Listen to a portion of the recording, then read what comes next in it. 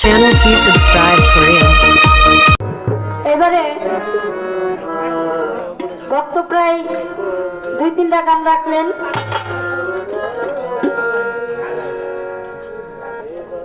তো কথাগুলো খুব ভালো লাগলো।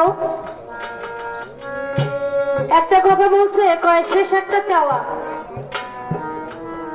চাওয়াটা কি?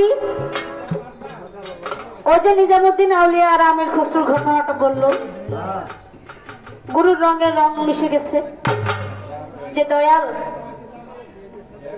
এইটার কর্মটা কি?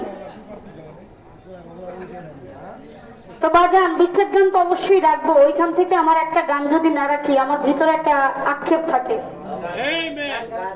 একটা গান রাখি, কোনো ছাড় নাই।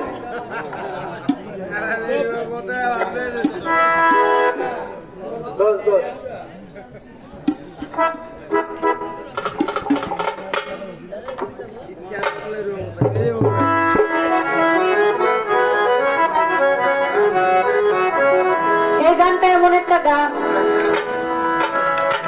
আমার মায়ের রানীর মুখে শেষ গানটাই ছিল এই গানটা। এই গানটার পরে আর কোনো গান সে করতে পারে না। ওই স্টেজের শেষ গান আর শেষ গানটাও এটা ছিল। এই গানটার পরে আর কোনো গান সে করতে পারে না। এরপরে সে শেষ নিঃশ্বাস ত্যাগ করেছে। ওই গানটাই রাখবো আপনাদের মাঝে। ওরে সাধন ভজ করবি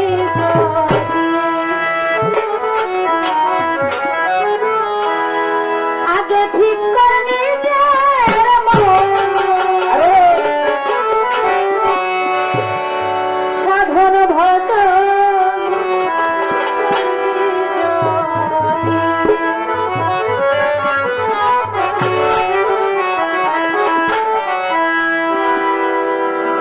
ও সাধ সাধনা বলে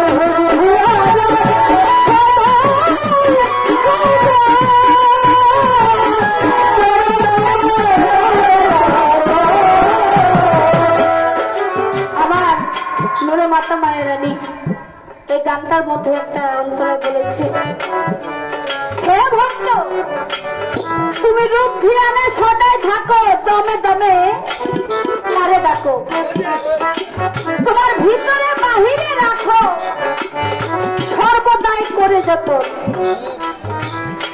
মুর্শিদের রূপে যদি সদা সর্বদাই সামনে রেখে মোরা কামা মুশাহেদা করা যায়, তবে বাঁকা বিল্লা ফানা ফিল্লার স্তরে গিয়ে পৌঁছানো যায়। ওই ফানা ফিল্লার স্তরে গিয়ে ভক্ত শুধু মুর্শিদের রূপে দেখে না, স্বয়ং সে স্বরূপও দেখতে পায়। স্বরূপ মানে নিজের রূপটাও দেখতে পায়। নিজকে নিজে চিনো, মা তারা সাহু ফাঁকা তারা রাবহ, অর্থাৎ নিজকে নিজে চিনো, তখন সে নিজের রূপটাও দেখে ফেলে, নিজকে নিজে চিনে ফেলে। তাই এই গানটার মধ্যে কি বলে, সদাই থাকো